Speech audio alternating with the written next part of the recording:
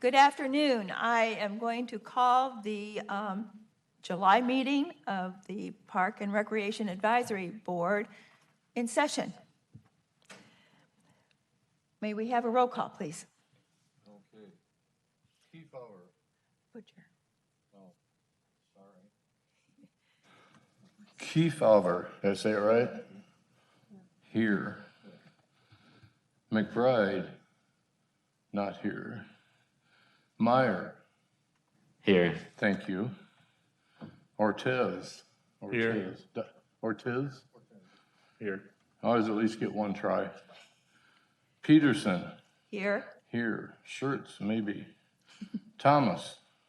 Not. Woods. Not. Okay. We have 1, 2, 3, 4, 5 of us here.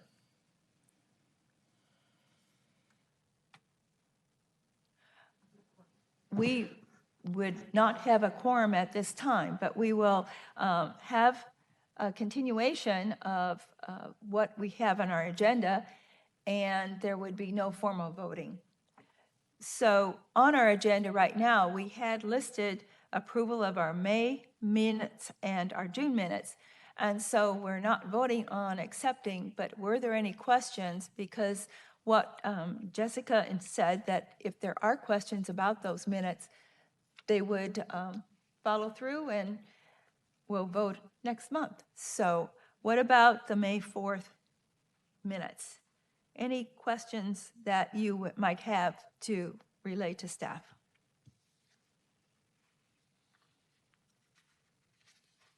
I wasn't here then. Yeah, we have two new people who are not here, so that's just fine. I hear none. Let's move on to the June 17th minutes.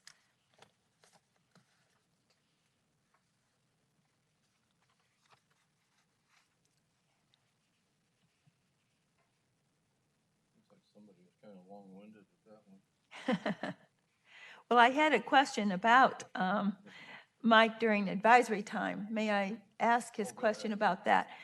When he made the recommendation, which I believe personally would be a great idea to expand the disc golf baskets at a small number at several of our smaller parks, is that something that we would suggest in the CIP next year? Is that how we would do that? That would probably fall more under the park development program that we have. Okay. But it's certainly something that I can keep in mind as we work through Eastern Avenue, because those new baskets are moving forward. And if we would happen to have some of those available, that weren't in bad shape, that we could reutilize at that, we wouldn't have to wait until next year. I don't want to promise it right now. That's what I was thinking, wasn't it? If they're being replaced and they weren't bad, we could just utilize used ones, was what I was kind of thinking. Yeah, there's a part of the fundraising efforts, it's got to go through a few more steps yet, are to possibly auction those off to raise money for the replacement baskets. So that's why I don't want to promise those just yet, but, Dollars or something, aren't they? they're not cheap. That's crazy. I mean, like if you had an auction, somebody like me said, I'll buy one. I wonder what a used one would be, like 200 or 150 or? Yeah, again, we haven't worked through the details, but my guess it would be kind of like a sealed bid, situation where, you wouldn't know, you'd put your best price in and, yep, absolutely. Right. Any other questions? That was answered for Mike and myself and others here, so.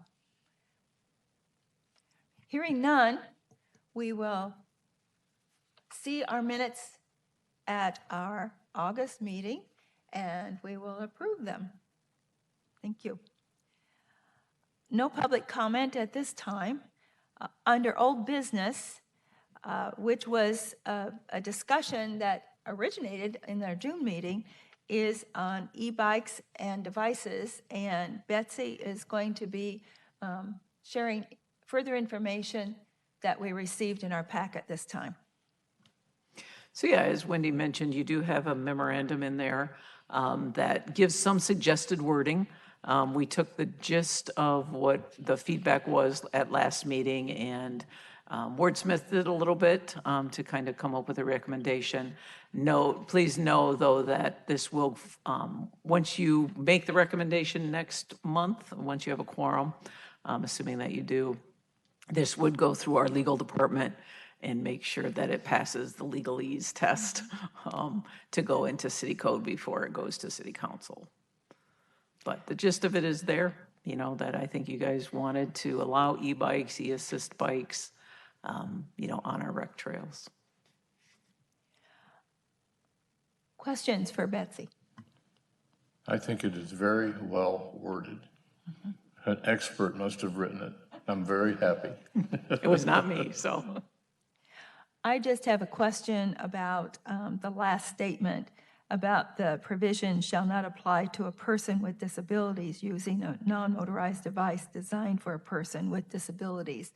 A little more explanation. I see it, but for the general public, I'm wondering what might be perceived with that statement. So my understanding of that statement is if there is a person with a disability that requires the use of a motorized wheelchair-assisted device, they absolutely would be allowed on our recreational trails. Okay. This says non-motorized. Yes, okay. So that's part of the question, yes. Other questions? Yes. I noticed there's nothing on there about the one-wheeled skateboard motorized things, or, I mean, I know that gets into such a wide range of devices where you've got the hoverboards that you see kids on with the two wheels on the sides, and then the one-wheeled skateboard thing, and I think there's powered regular skateboards, and I know there's a million different things, and how do you, I know it's gotta be impossible to address them all, but I'm curious what the thoughts were on that. So with this draft, those would be excluded for use on the rec trail. Would that be included or identified in some way? I almost think like a preamble. There's a little discussion about terms. And, you know, and I think that one we would just refer to our legal department and say, it's one of those things, when you start listing exclusions, then if you miss one, they're going to jump on it, you know? So I will let the experts, but again, if the feeling from the advisory board is that those remain excluded, you know, hoverboards, you know, those, anything that, I guess my understanding of your intent was that we allow the e-assist bicycles for those people that need it so that they can enjoy our recreation trails just like everyone else. You know, this was not made to make our recreation trails a free-for-all, you know, for anybody and everybody. There's a place for segways. There's a place for hoverboards. I was not hearing from you that our recreation trails are where that place is.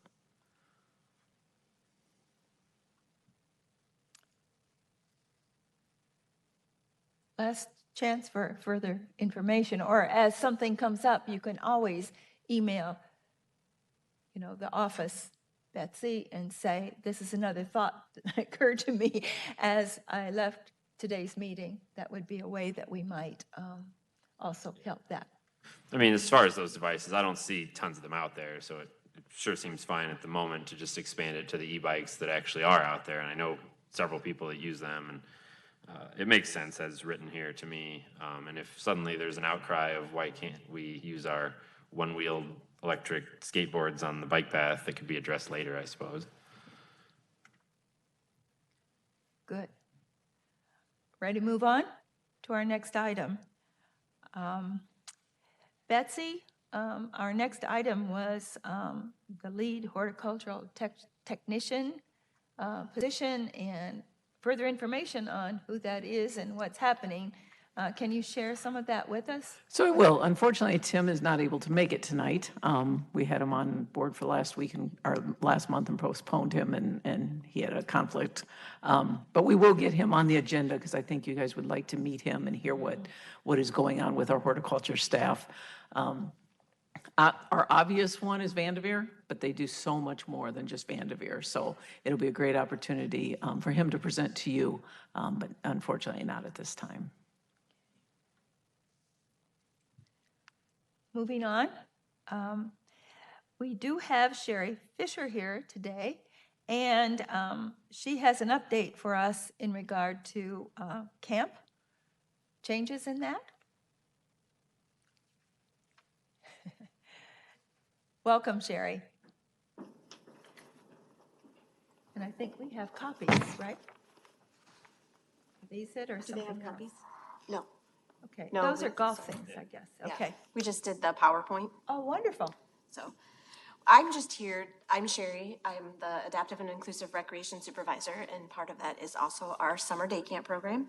And so we are here kind of just to explain, we really expanded.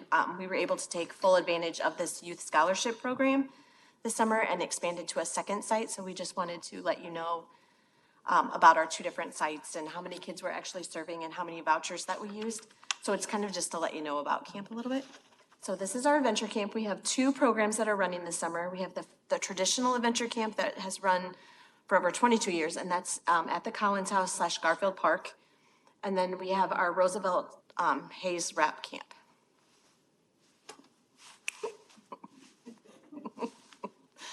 So not me. So just basic information about Adventure Camp. We serve children ages 5 or have completed kindergarten, so 6 is our typical starting age, through 12 years of age. We plan a weekly theme. We have a lot of parents that sign up for the entire summer, but we also have some that sign up just weekly based on what our themes are or what their childcare needs are. We wrap a lot of junior theater camps, so when theater is running, they're there here. We take a lot of field trips. We take advantage of the city bus. We have kids passes, so we use the city bus to get around throughout the community, as well as some school buses for our larger field trips. We go to community events, like the top picture there is Youth Fest, which was just on Wednesday, and there's some kids jamming out to the band that was there. We go to many different parks throughout the community. We attend the Owls Library program. We go to both pools. We make crafts. We participate in enrichment activities. Our families also, in addition to camp, they receive a kids pass to use on their own time, in addition to the pass that we use in-house. We are unplugged, and they are exhausted every night. So a little bit of the Collins House, that's been around for over 20 plus years, my whole life here. We average about 34 kids a week there, which is up. And I said a typical summer because last summer was much different. We ran 3 small camps last year, so I didn't want to, give you that number because it would look so different. But we ran about 34 kids this week, which is maxed out at the Collins House. Our fire capacity is 40 people. So with kids and staff, we could take no more kids, which is why the second camp came around. Of those 34 kids, 7 of those kids are on voucher. And I think the coolest part about that was I was able to go to the families, typically those families, and that camp fills up in March. People get their tax returns back and they sign up for camp so that they know that their care is taken, or their child care is taken care of for the summer. So we were able to refund $1,030 to families this year because of this voucher, which I thought was super cool. And then just so you know how we staff it, we have some paid employees as well as AmeriCorps and Youth Corps members there. So the Roosevelt Hayes Camp came around. It's a Hayes Wrap Camp. Hayes is offering a summer school program with the Stepping Stone site. And they were looking for something for families so that they could have an extended day so that kids were busy from 7:30 in the morning until 5:30, which is what our typical camp runs. So we're their afternoon option. The kids walk down from Hayes every day. They get to our camp about 12:20 after lunch. And then we do adventure camp activities in the afternoon. This camp is, the majority of that is the voucher program that we added. And it was a super fast camp. I put like my little side note, like we responded super quick. Becca had told us and Jessica in the office, like, we are just getting so many vouchers. Is there anything we can do? So within 1 week, we had the vouchers, the families called, the staff hired, staff trained, and camp starting. So it's been kind of just been riding, riding right along. We're mostly outside at Roosevelt. We have 25 kids in that site. 22 of them are the voucher, and we there use stepping stones. We share stepping stone employees with them as well. That's it. And then just some fun pictures. Does anyone have any questions? Awesome. I have a question, probably not for you, not specifically for you, but I just wanted to make this is a plug, because your Okay. program also is the Colors of Your World. Yes. And at Vanderveer, Colors of Your World, Travel Colors of Your World is also part of it. So I see that as a whole complete programming event.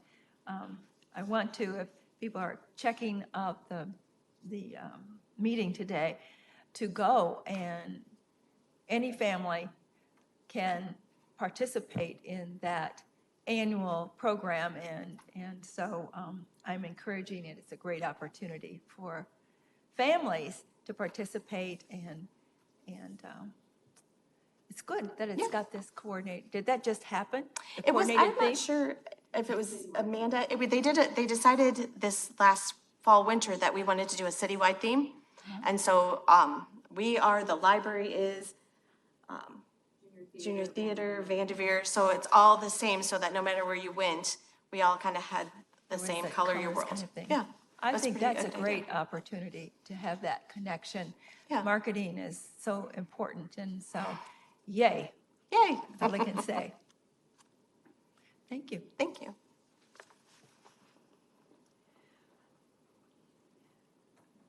We have in our packet written staff reports, and so now is our time to ask questions. Troy's here, and we're working with, Betsy is here, and Becca's here, and so between all of us, we probably could, they could answer questions. So are there questions or comments after reading the staff reports that you might have? Sure. Yes, Bobby. All right, I guess first one would be for Betsy. Pools are very important to a lot of people at this time. I noticed in here you're talking about going to a hybrid because we can't staff enough people. Is there anything in, like, your guys' tool or tricks without going to the city council? Because times are different now. A lot of businesses are hiring people at, let's say, $2, $3, $4 an hour or more an hour to get the good workers, I guess you could say, the more dependable and responsible ones. Is there something, because let's say, for example, in your grass trimming, I was talking to Chad about, at $9 an hour, it's gonna be hard to fill that position. But I'm not sure what the average lifeguard makes. Is there something to where you guys could offer a little bit more per hour to make it a little bit more attractive? Because these pools are very critical to a lot of people, and having them open, I think, would do a lot of people a lot of good rather than being closed. So we absolutely would love to offer our staff more money, and that is across the board. There's not a Park and Rec employee that's going to, supervisor that's going to say, I'm paying my staff enough. But obviously, it comes down to a budget issue. This year, when we were struggling very, very severely to get lifeguards, the city administration did come up with a $2 an hour raise for our lifeguards. So that brought them up to $10 to put them more at market rate with, Bettendorf, Rock Island, Moline, lifeguards. But I do think it will definitely be an off-season discussion for us as to how we can try to tackle this maybe a little bit more proactively. Unfortunately, what we all know, you can't walk into any business, literally, that doesn't have a help wanted sign. It just is what it is right now. But yeah, I think this off season we will brainstorm whether we try to attract older adults. We read trade magazines where, they're going after senior citizens to lifeguard. Just trying to talk them into a good summer job and, that sort of thing. So we absolutely will look at that. And trust me, we're always talking to our budget manager on, please, oh, please, can we have more money? Thanks. I have an observation question about the pools. When I drove by Wittenmeyer Pool, it looks like there are yellow partitions dividing up the open space that people used to run to. And so can you explain how that has evolved? What's the philosophy behind that? So those barricades are actually blocking off a construction zone. One of the park development projects was additional shade structures at Annie Wittenmeyer, and those yellow cattle gates is what we call them, are just blocking off that construction area so the kids don't get in the holes and that sort of thing. So obviously the weather has not been cooperative. That project has taken a lot longer to get going than we had hoped, but hopefully we'll get some dry weather and you'll actually see the results of those, why we have the gate. I'm sure So- that there are many people who wonder, because you stop at the stoplight there and you can see those yellow things. So thanks. My curiosity has been calmed, yes. Other areas that you might have some further explanation. Yes, Krista. I did want to mention, have you guys thought about educational partnerships? I remember it was the coolest job as a young teen. And if there was CPR training and all this other cool stuff you can have towards a better future, I don't see why you couldn't hire some younger folk, just out of curiosity. So by certification standards, you have to be a minimum of 15 to take the lifeguarding class. And this year we did offer all the training for staff. So if you came to us and if you could swim, we would train you. And in some cases, if you couldn't swim, we'd teach you how to swim and then we'd train you. So we absolutely do that. But yeah, we are covered by certification requirements for ages. And certain ages can't get up on ladders and, stuff like that. So we do have some rules that restrict us. Yeah, I don't know that much about other departments, but it definitely seems like the rising wage thing is gonna almost unfairly affect the Parks Department and seasonal workers over the next number of years. I mean, Illinois' minimum wage is gonna go up to 15 in 2025, and then you're gonna have a heck of a time hiring anybody on the Davenport side at less than 15, I think. So I don't know. And like I said, maybe that affects Public Works and other departments. It certainly doesn't affect public safety too much, I don't think, the minimum wage aspect, but it's something that maybe needs to go to council or something, that Parks is gonna need more money because to get anyone is gonna be hard at the seasonal, entry-level rate that Parks type positions pay. The other question I had was just about the Tyler Park thing. Is there any kind of estimated timeline on that? This one has been a little frustrating for all of us. So the manufacturer, we have reached out to our playground rep who sold us the playground. He is extremely frustrated. He is hounding the manufacturer at this point. They, like a lot of companies, had closed down their factories at the beginning of the COVID mess and just really haven't caught up yet. So we are pushing them weekly. We send them a weekly email and say, where are we? We're waiting. But yeah, but to go back to your comment about increased wages, I am very pleased to say, and Troy can attest to it as well, we do have administration now that is acknowledging the challenges. In the past, to be honest, they just were kind of like, deal with it, make it work.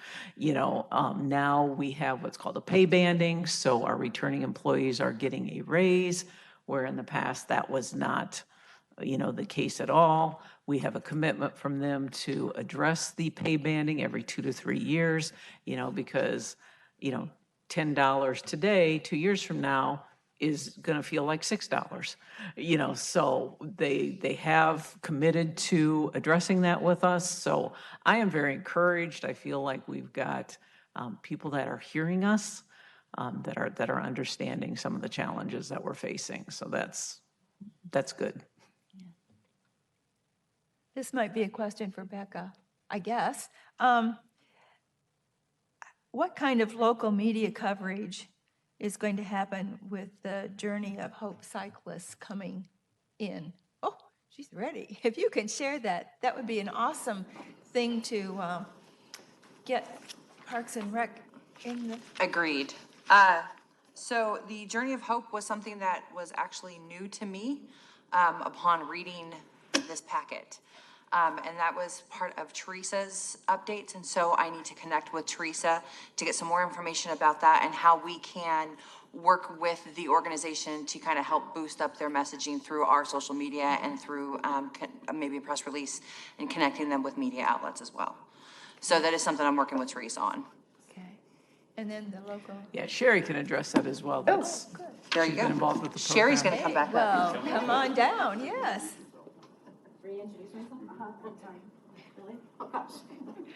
Now you have a cycle hand.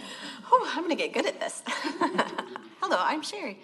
Journey of Hope does a lot of their press on their own.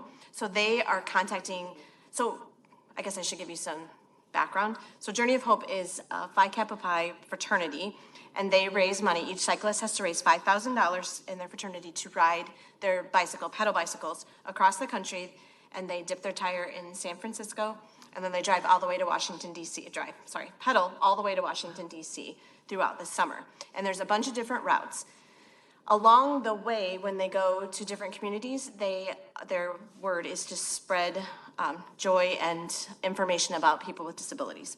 And so they stop at different communities and they have what they call friendship visits. So we're the host of a friendship visit, and we've been for, I would say, about 8 years now, the host for the North Route. So that'll be on July 22nd. And so then when they come here, we provide them with lodging, so they'll stay overnight at the river's edge, and that comes with showering. And then we do a friendship visit, and so with our friendship visit, we do a pool party. And so then that way they're interacting and enjoying programming with people with disabilities. So they do a lot of the press release on their own. So they're, like in the past, we've had media show up when they first come, and they arrive it's a pretty amazing thing to watch them ride in, actually. But when they come, they'll, in front of River's Edge, sometimes they'll have a media there, or sometimes at our pool party. But they do a lot of that. It sounds really, really, really interesting, so. Yeah, it's a good Do you have group any of guys. sense in what time they come in? Sure. So we might wander Oh, around absolutely. and Yep. maybe check They, things out. last I talked, they do a 1 week out agenda. So as of Monday of this week, he said that they should be at River's Edge at 11. And then they have a past member that takes them out to lunch every year. So they go to the Happy Joe's buffet. And then we're hoping that one of the gold medalist sled hockey members can meet with them between 2:30 and 5:30.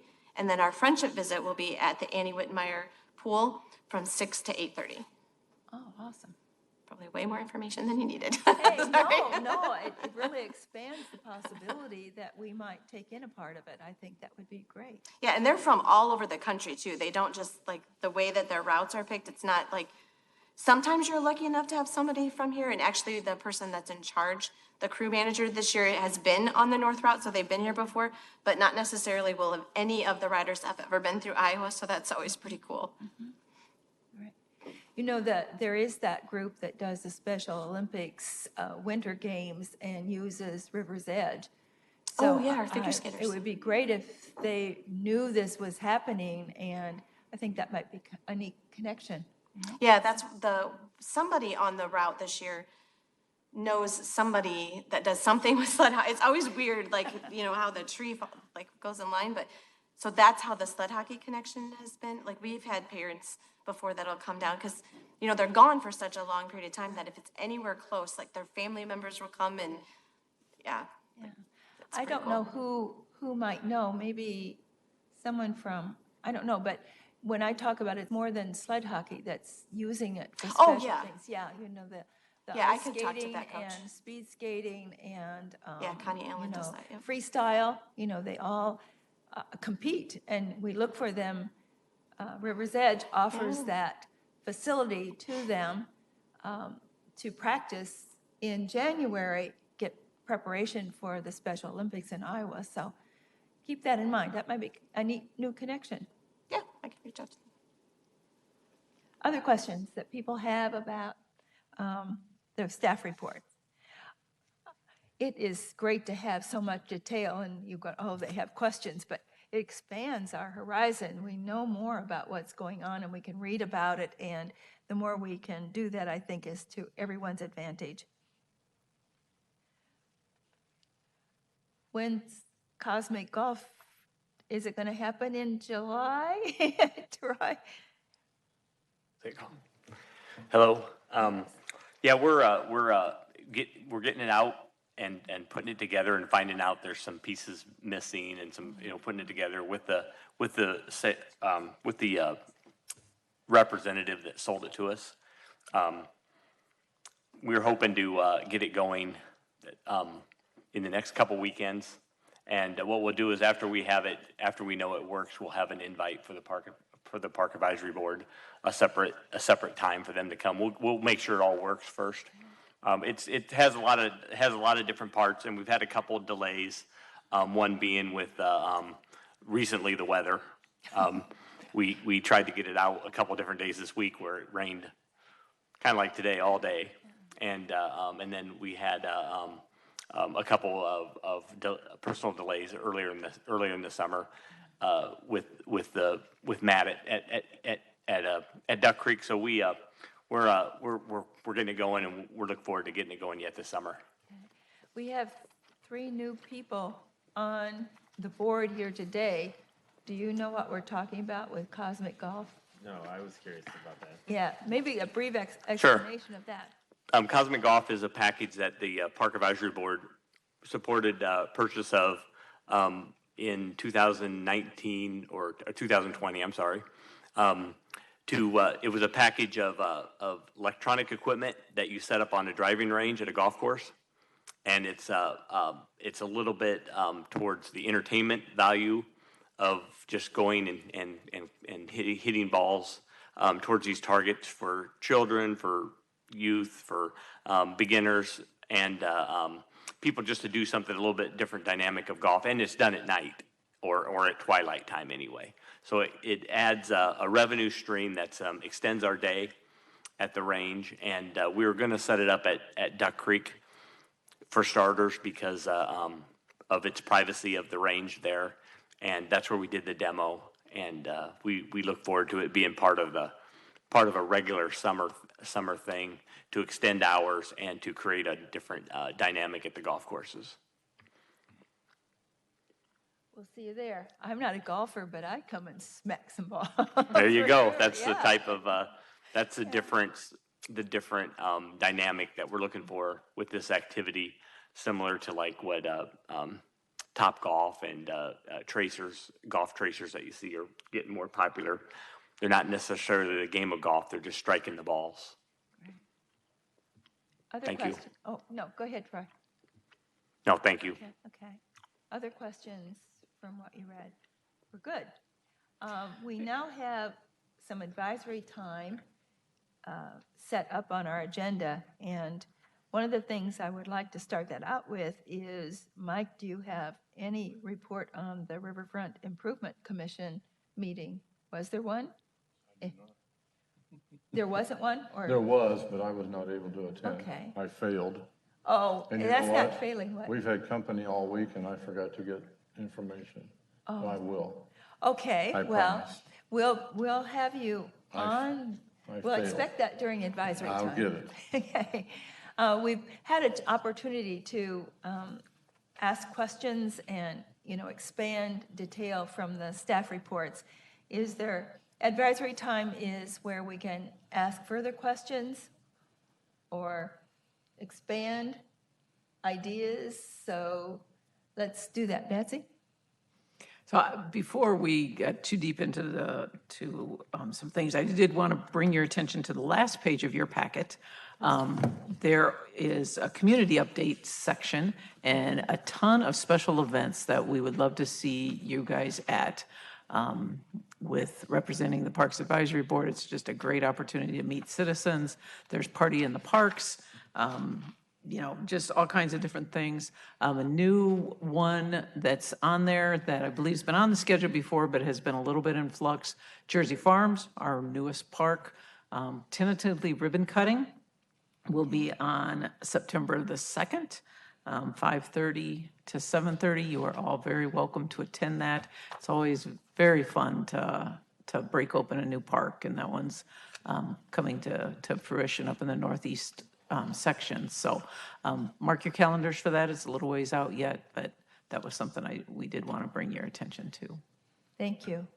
I had a reminder on Garfield and Armel on my notes for presenting that. I wasn't able to go to the last one, which, you can't get to them all. But did anybody, what happened with staff? Can you report anything about that?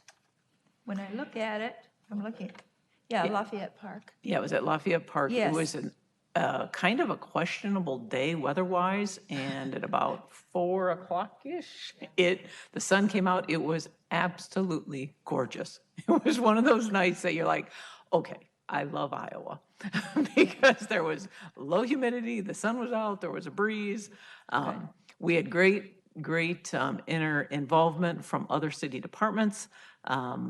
The police department had a rousing game of 3-on-3 going on with some kids. Fire department was there. Human resources, just very good. Lots of alder persons were there. The mayor was there. So it was a good time. It's hard not to have a good time when the weather was as good as it was. Yes, come on out. Rule and Rule is sponsoring the food truck again this year. They're a great sponsor. You come, you get a free hot dog. Can't go wrong with that. But yeah, it's a really relaxing night. It is a fun time, and you get to meet neighbors in the area, and I think that's what's great about it. And they can informally give you information if they're happy or not happy. Like, the cars go right through the park, and guess what? We responded. That was at Wayland Park, and some preventers were put into place, based upon a resident's interaction. So it's not to complain, it's to have a good time, but you hear information. Other times? Yes. We have attached to our packet here. I assume this means that 2 of our city golf courses are in the top 10 municipal courses in Iowa? Yes, I was wanting to add a couple things. One was that we found out yesterday that the rating came through the publications that both Emice and Duck Creek made the top 10 for municipality courses. So that's a division of municipalities, but there's a lot of good municipalities in Iowa. In particular, Emice was 5th and Duck Creek was 7th.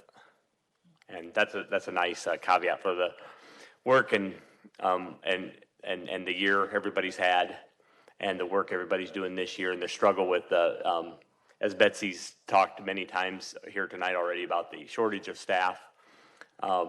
It's been very little promotion, all reaction work with the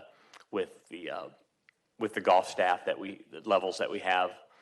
We're busy just doing basic maintenance, and it's good to see that our hard work has been rewarded with those 2 ratings. And Maureen, you mentioned that the new members. I apologize for not introducing myself officially. I'm Troy Evans. I'm the Revenue Facilities Manager, and I supervise all the golf course operations and much of the River's Edge operation. So, I have one additional media question, and then I think, hearing nothing more, it might be time to close up for this day.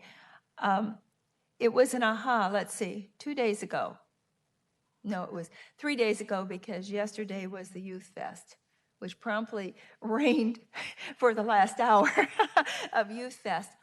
But I was on a local channel, KWQC, for figuring out the news. And there's a ribbon that runs across the bottom of the screen that talks about weather and storm warnings. But Youth Fest July 14th appeared down there. And I went, whoa, that's the first time I've seen that kind of a very open media plug. How did that happen? That's my question. How did that happen? Oh, someone knows. Yes, yes. I think it's a great place to have some information going. So I didn't do this last time. Becca Niles, Community Outreach and Experience Manager. When we rolled out our free family fund for the whole summer, where it was the kind of a partnership between us and the libraries and the Riverfront Improvement Commission, putting all of these great community events that we're doing that were free for the community and putting it all together on one calendar, we also sent out a press release. And we've done a couple media interviews, and we've had a couple of the media outlets reach out to run some stories about it. And I believe that that's probably where it came from, that they're going off of our community calendar that we put together. Okay. I didn't know if it had, there was obviously some local business or something to the left side of what was trailing through. And I thought, what if we got a partnership that particular company would devote X amount of ribbon things to advertise stuff. It just was this trigger that was so obvious that I thought, whoa, but that's great. I would support any way we could do that. Yeah, typically that's going to be the informational ribbon that's at the bottom is dependent on what the news outlet wants to be running and highlighting at that time. So fortunately, they liked our Youth Fest. That's awesome. So how was Youth Fest? It was great. We were, I was out there for around between 10 and 11, and I had my assistant taking photographs also, and it was packed the whole time that we were out there. It did wrap up at 1 o'clock when that storm decided to make its way ferociously through, and but they were busy. They had buses were dropping off at 9 a.m. as the event was starting. And it was nice that it was spread out really, really well. We had the stage on the outside of the Learning Center, along with a couple of the other activities, so that there wasn't any place where kids were getting bottlenecked because we did have so many kids out there. Great. So, Well, it's lots of smiles. hot as can be, and then we got to cool off with the rainstorm. Even with the heat and the humidity, that did not stop. Lots of people running around, having a good time. Thanks. Thanks. Well, lots has happened, and we've got that great listing of dates, and if nothing else, I'll plug again. Go to Vanderveer and take in the challenge of completing a crossword puzzle based upon the countries and plants that are featured for each of the countries. It's a great opportunity. So I want to remind people that our next meeting is August 19th, and that would be at 4:30 here in the chambers. And do we need a formal adjournment? No, I'm going to say, have a great next month. And see you at Party in the Park, one of them, okay? Thanks.